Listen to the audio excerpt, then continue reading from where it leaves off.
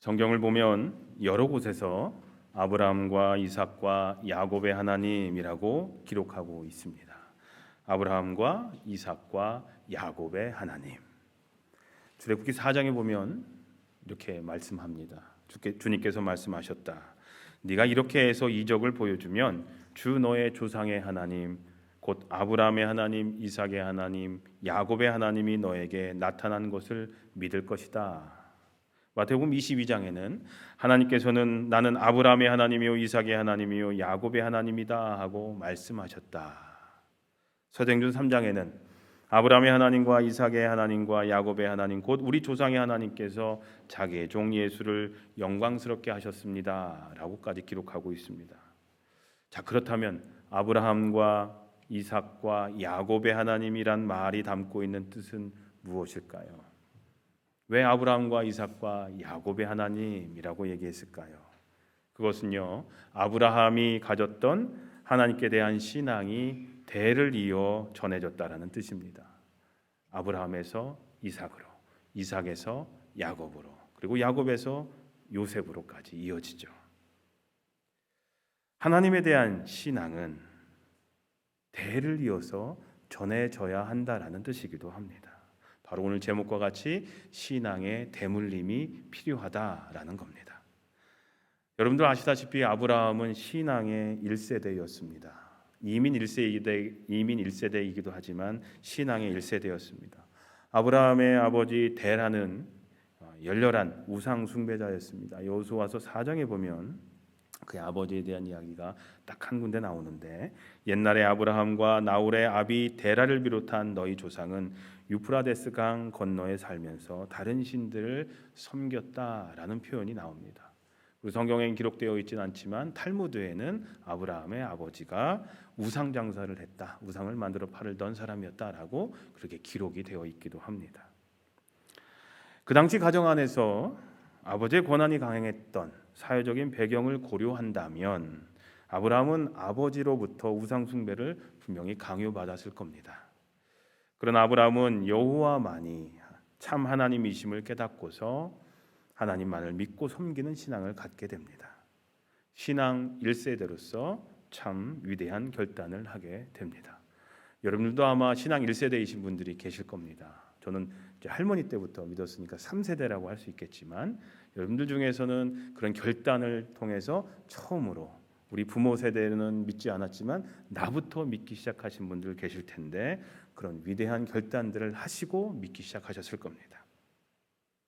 그리고 아브라함의 이 위대한 결단은 그가 위대한 믿음의 가문을 일으키게 했습니다. 사랑하는 성도님들, 하나님을 경외하는 신앙을 자손들에게 대대로 물려주는 것은 매우 중요합니다. 신앙의 대물림은 그 무엇보다 중요합니다. 왜냐하면 이것이 바로 하나님의 복을 물려주는 가장 확실하고 유일한 성경적인 방법이기 때문입니다. 우리 복 좋아하잖아요. 자녀도 좋아하잖아요. 근데 자녀에게 복을 물려주는 거 얼마나 소중한 겁니까?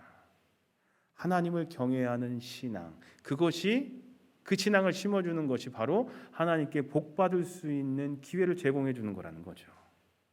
아브라함의 가정을 보시면요, 훌륭한 믿음을 이어간 아브라함의 가문은 대대로 하나님의 놀라운 복을 받게 됩니다. 믿음의 가문을 일으킨 아브라함에게 하나님께서는 뭐라고 말씀하셨느냐? 내가 너로 큰 민족이 되게 하고 너에게 복을 주어서 네가 크게 이름을 떨치게 하겠고 너는 복의 근원이 될 것이다 라고 약속하셨습니다. 그리고 하나님의 그 약속은 아브라함에게 그대로 이루어졌습니다. 아브라함은 집짐승과 은과 금이 많은 큰 부자가 되었고 하나님과 많은 사람으로부터 은총과 존경을 받는 인물이 되었다라고 성경은 기록합니다. 그리고 아브라함의 복은 그의 아들 이삭에게도 그대로 전해집니다. 이삭도 하나님으로부터 큰 복을 받았음을 이렇게 기록합니다. 창세기 25장에 아브라함이 죽은 뒤에 하나님은 아들 이삭에게 복을 주셨다. 창세기 26장에는 이삭이 그 땅에서 농사를 지어서 그 해에 100배의 수확을 거둬들였다. 주님께서 그에게 복을 주셨기 때문이다. 그는 부자가 되었다. 재산이 점점 늘어서 아주 부유하게 되었다. 이런 아브라함의 복은 아브라함의 손자 야곱에게도 그대로 전해집니다. 창세기 30장에 야곱은 아주 큰 부자가 되었다. 야곱은 가축대뿐만 아니라 남종과 여종, 낙타와 나귀도 많이 가지게 되었다. 그리고 야곱이 얼마나 하나님의 은총과 복을 받았던 사람이었는가를 그의 장인 라반의 말을 통해서도 알 수가 있습니다. 창세기 30장 27절에 라반이 그에게 야곱에게 말합니다. 자네가 나를 좋아하면 여기에 머물러 있기를 바라네. 주님께서 자네를 보시고 나에게 복을 주신 것을 내가 점을 쳐보고 알았네 라고까지 얘기를 합니다. 하나님은 야곱을 보시고 그 주위에 있는 사람들까지 축복하셨다라는 말씀입니다. 믿음을 이어가는 자들을 축복하시고 또 그들을 축복의 통로로 삼으신다라는 사실은 바로 야곱의 아들 요셉의 삶을 통해서도 깨달을 수 있는 성경적 진리입니다. 창세기 39장에 이르러서 주님께서 요셉과 함께 계셔서 앞길이 잘 열리도록 그를 돌보셨다. 요셉은 그 주인 이집트 사람의 집에서 살게 되었다. 그 주인은 주님께서 요셉과 함께 계시며 요셉이 하는 일마다 잘 되도록 주님께서 돌보신다는 것을 알았다. 주님께서 요셉을 보시고 그 이집트 사람의 집에 복을 내리셨다. 주님께서 내리시는 복이 주인의 집안에 있는 것이든지 밭에 있는 것이든지 그 주인이 가진 모든 것에 미쳤다라고까지 기록하고 있습니다. 그러므로 아브라함의 하나님, 이삭의 하나님, 야곱의 하나님이란 말은 하나님의 복은 바로 대를 이어서 전해진다라는 성경적인 원리를 우리에게 전하고 있다라는 겁니다. 아브라함을 통해서 이삭에게, 이삭을 통해서 야곱에게, 그리고 요셉에게 이어지는 것을 우리는 보게 됩니다. 또한 하나님의 복이 자손들에게 대를 이어가게 하려면, 신앙의 대물림이 있게 하려면 그들에게 물려주어야 할 유산이 바로 하나님 경외의 신앙이라는 뜻이기도 합니다. 하나님을 경외하는 것이 그 무엇보다 중요하다는 것을 자녀들에게 가르쳐주는 것이 중요하다는 거죠. 장성도님들, 자녀들에게, 여러분들의 자녀들에게 신앙을 유산으로 물려주는 것은 돈을 유산으로 남겨주는 것보다 더 중요합니다. 믿으시죠? 돈이 더 중요합니까? 아니죠. 신앙이 더 중요합니다. 믿음이 더 중요합니다. 자녀들에게 돈을, 물질을, 재산을 유산으로 물려주면 안 된다라는 말이 아닙니다. 믿음의 유산도 함께 물려줘야 한다라는 겁니다. 자녀들에게 돈만을 유산으로 물려주면 때로는 잘못되는 경우들이 많습니다.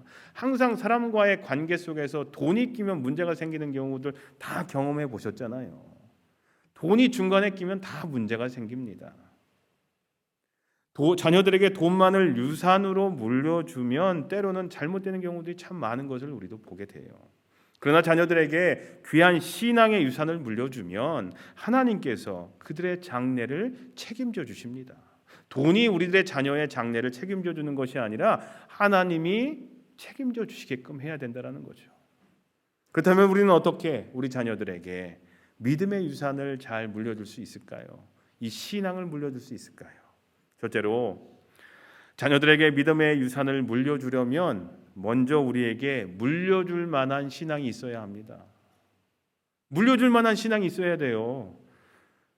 자녀들에게 돈을 유산으로 물려주려면 뭐가 있어야 됩니까? 물려줄 만한 돈이 우리에게 먼저 있어야 되는 것과 같은 이치입니다.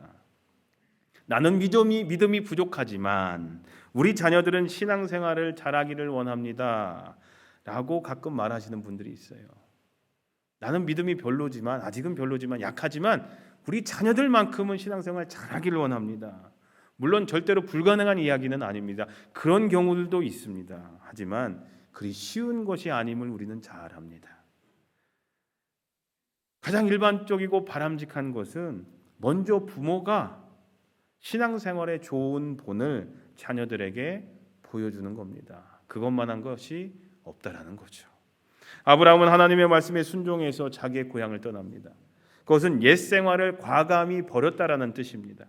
하나님을 믿는다고 하는 것은 세상에 속해 있던 삶을 하나님께 속한 삶으로 바꾸는 겁니다. 옛 생활을 버리고 새로운 생활을 시작하는 겁니다. 혹시 믿음과 생활이 일치하지 않으면서 믿음만을 자녀들에게 물려주려고 하는 부모님들이 계십니까? 우리 교회는 안 계시겠지만 제가 이런 얘기를 쓰면 어떤 분이 그런 얘기를 하셨어요. 목사님, 우리 교회 그런 사람 있어요. 근데 왜 모르고 안 계시겠지만이라고 하냐고 얘기를 하시는, 돌려서 얘기하는 겁니다. 예, 안 계신 게 아닐 거예요. 근데 그렇게 알아들으세요. 제가 진짜로 이런 얘기를 들었어요. 성도님들께. 목사님, 우리 교회 잘 모르는 것 같대요. 무슨 말씀이세요? 했더니 우리 교회는 안 계시겠지만이라고 얘기했지만 계신다는 걸 왜 모르시냐는 거예요. 근데 돌려서 말씀드리니까 잘 알고 있어요. 우리 교회는 안 계시겠지만 만약 그런 분들이 계시다면 자녀들은 언젠가 자기 부모의 신앙이 위선적인 것임을 깨닫게 될 겁니다. 집에서의 삶과 교회에서의 삶이 다른 것, 자녀들이 안 보고 있는 것 같죠? 다 보고 있습니다. 부모들이 아무리 신앙을 물려주려고 하더라도요, 자녀들이 그걸 다 본 자녀들이 어때요? 완강히 거부하게 됩니다. 우리 다음 세대 주의지만 그런 얘기들 해요. 왜 한인 2세들이 한인교회 안 오느냐? 왜 안 온다고 한지 아세요? 언어요? 그건 두 번째 문제입니다. 어른 세대들이 교회에서 자꾸 싸우고 하니까 그게 트라우마로 남은 거예요. 좋지 않은 기억으로 남아서 한인교회 안 간다, 그런 얘기를 하는 거예요. 근데 자녀들이 신앙을 거부한다라는 의미는 신앙과 함께 약속된 하나님의 복도 거부한다라는 얘기입니다. 얼마나 무섭습니까? 우리 자녀들이 하나님으로부터 마땅히 받아야 할 복을 못 받는다고 생각해 보세요. 얼마나 안타깝습니까? 우리 부모들이 자녀들이 하나님의 복을 못 받게 하는 걸림돌이 돼서는 안 됩니다. 우리 한인 1세대들이, 어른 세대들이, 우리 다음 세대들이 하나님의 복을 받지 못하게 만드는 걸림돌이 돼서는 안 된다라는 겁니다. 걸림돌이 되는 것이 아니라 오히려 뭐가 돼야 됩니까? 디딤돌이 되어야 된다는 거예요. 둘째로, 자녀들에게 신앙을 물려준다는 것은 그 신앙이 자녀들의 삶에 깊이 배이도록 해주는 겁니다. 그게 신앙을 대물림할 수 있는 방법입니다. 말만 그냥 교회 가야 돼, 성경 봐야 돼, 그렇게 몇 마디 한다고 해서 애들이 듣습니까? 안 듣죠. 자녀들에게 신앙을 물려주는 것은 하루아침에 이루어지는 것이 아닙니다. 긴 시간을 두고 꾸준히 끊임없이 해줘야 됩니다.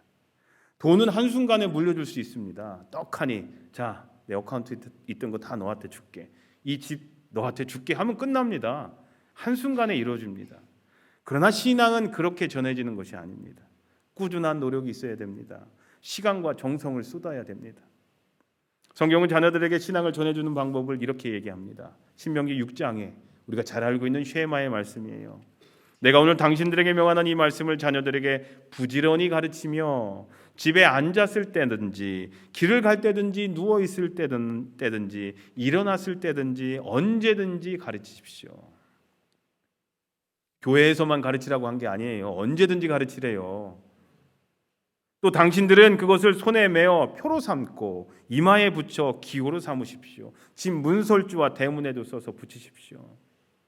눈이 가는 곳 여러 곳에서 여러 방법들을 통해서 하나님의 말씀을 자녀들에게 가르치라는 겁니다. 이 말을 요약하자면 몸에 배이도록 가르치고 익히게 하라는 겁니다. 몸에 배이도록. 성경을 늘 가깝게 대하도록 훈련해야 합니다. 하나님의 말씀을 읽고 외우도록 해야 합니다. 성경이 그들의 삶의 기초가 되고 기준이 됨을 어릴 때부터 철저하게 가르쳐주고 그것을 당연히 여기며 살게 해줘야 합니다. 당연한 것으로 여기게 해줘야 됩니다. 또 주의를 지키면서 하나님께 예배드리는 것이 얼마나 중요한지를 가르치고 또 그것이 저들의 삶의 가장 중요한 부분으로 자연스럽게 자리매김할 수 있도록 또한 도와주어야 합니다. 저도 어렸을 때 기독교 집안에서 자라왔지만 그래서 지금도 감사한 것이 여러 가지 것들이 감사하지만 어렸을 때 주일 성수 꼭 하도록 교회는 무조건 가도록 해주셨던 아버지의 그 고집이 지금은 되게 감사해요. 한 번 빠질 수도 있는 거죠. 계속 한 번도 빠진 적이 없었으니까. 근데 그걸 못하게 하셨어요. 근데 지금으로서는 너무 감사해요. 제가 지금도 뚱뚱하지만 어렸을 때도 엄청 통통했거든요. 그냥 평생을 통통한 상태로 살아왔는데 5학년 때 태권도를 다니라고 하셨어요. 살이 안 빠지니까. 2년 동안 태권도를 다녔는데 계속 빨간띠예요. 저는 이제 품띠를 따야 되거든요. 아이들은 이제 검은띠는 어린 아이들은 검은띠는 안 주고 하니까 품띠를 따는데 빨간색하고 까만색이 섞여 있는 게 있어요. 그 띠를 따면 이제 유단자가 되는 거죠. 근데 저는 유단자가 되지 못했어요. 계속 빨간띠만 띄었는데 이유가 뭐냐면 국기원이라는 곳에 가서 심사를 봐서 돼야 되는데 국기원은 항상 주일에 심사를 하는 거예요. 그러니까 주일날 아이들이 다 국기원에 가서 심사받고 오는데 저는 부모님이 못 가게 하셨어요. 그래서 2년 동안 빨간띠였어요. 이제 중학교 들어가면서 이제 그만 다니려고 관장님한테 말씀드렸더니 대성아 내가 너한테 품띠를 그냥 줄 테니 그냥 다녀라 이렇게 얘기를 하시더라고요. 예.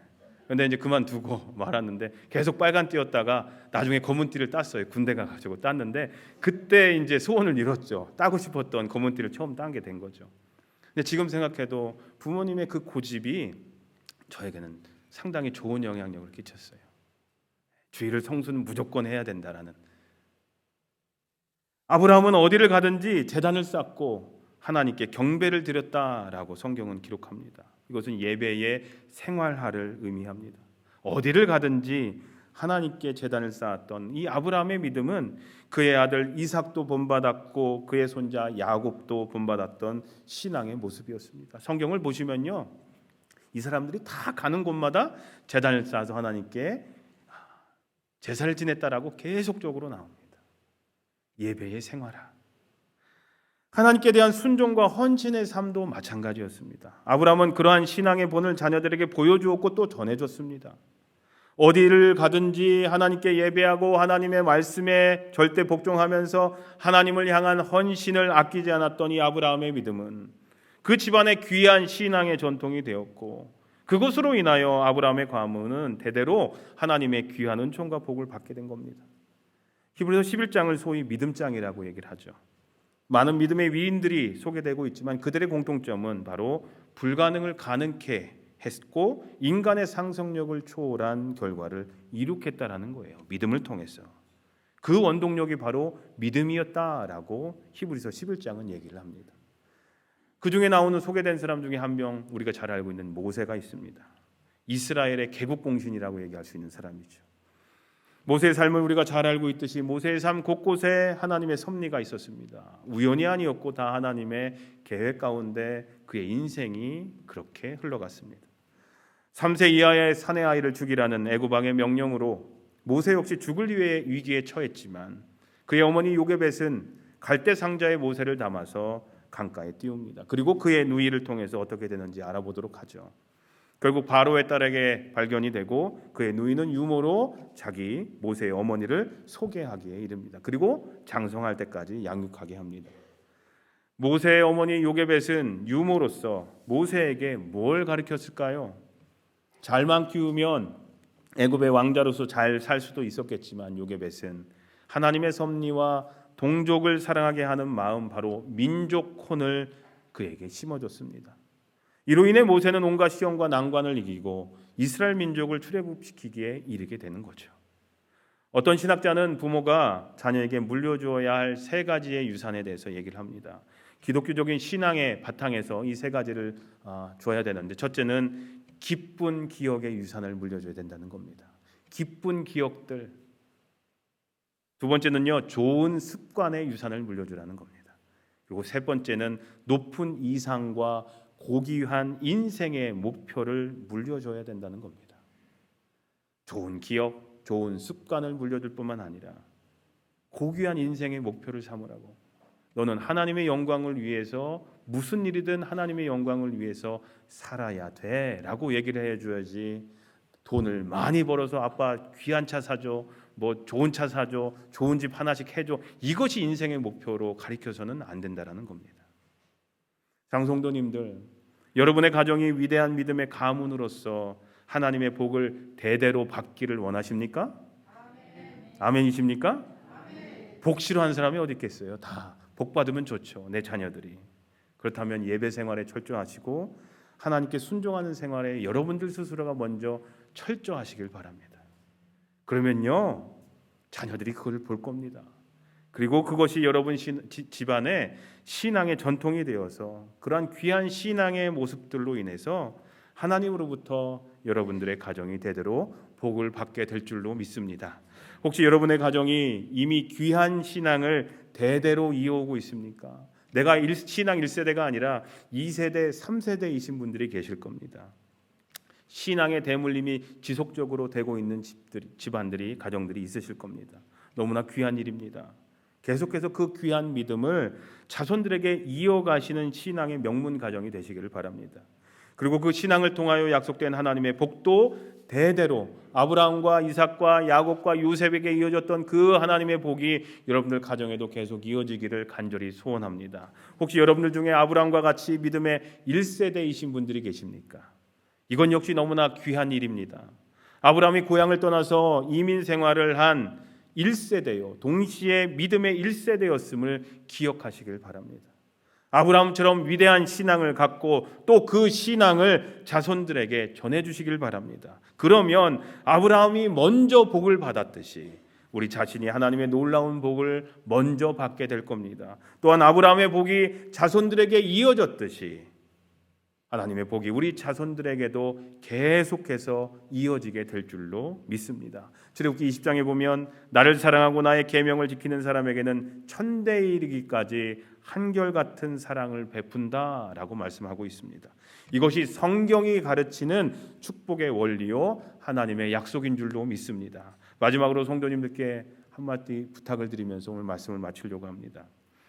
우리의 신앙은 관계 속에서 성장합니다. 특히 믿음의 공동체 안에서 함께 신앙생활하는 믿음의 식구들과의 관계 속에서 우리는 우리의 믿음이 성장합니다. 여러분들 그러라고 하나님께서 배단이라는 믿음의 공동체 안으로 불러 세워주셨습니다. 여러분들 팬데믹 기간 동안 교회 오지 못하고 온라인으로 예배 드릴 때 여러분들의 신앙을 지키기가 얼마나 힘드셨는지 이미 경험을 하셨을 겁니다. 나 혼자 신앙 지키는 건 정말 힘이 듭니다. 그래서 우리는 함께 모여서 함께 신앙생활을 해야 하는 겁니다. 그것이 우리를 믿음의 공동체로 불러주신 주님의 이유입니다. 그렇기 때문에 우리는 모두 서로가 서로에게 신앙의 본이 되어서 다른 사람들의 신앙이 자랄 수 있게 해 주어야 합니다. 신앙생활에 시험이 들고 낙심하였던 이들이 나를 통해 다시 용기를 얻을 수 있게 해 주어야 합니다. 신앙의 회복됨을 경험할 수 있도록 서로가 서로에게 그렇게 애써줘야 합니다. 특별히 교회에서 자라가고 있는 우리 자녀들, 다음 세대들에 대한 우리들의 책임감을 깨달을 수 있어야 됩니다. 앞에 나왔던 애들, 내 애 아니라고 그냥 나랑 상관없는 애들이라고 생각하지 마시고 내 자녀처럼 귀하게 여겨주시기를 부탁을 드립니다.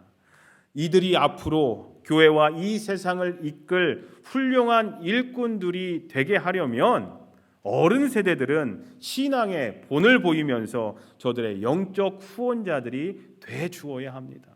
내 생각, 내 욕심, 내 말만 앞세우려고 하다가는 아이들이 쉽게 상처를 당합니다.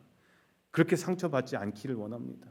우리들을 통해서 귀한 어른 세대의 귀한 신앙의 유산이 우리 다음 세대들에게 이어졌으면 좋겠습니다. 저들을 말씀 안에서 가르치며 위에서 기도해주고 격려하며 용기를 주어야 합니다. 이것이 우리 교회의 책임이고 저와 사랑하는 성도님들의 책임인 줄로 믿습니다. 오늘은 한국에서는 어린이 주일이죠. 그지만 아까도 말씀드렸지만 우리 교회는 어린이 주일이 아니라 다음 세대 주일로 지킵니다.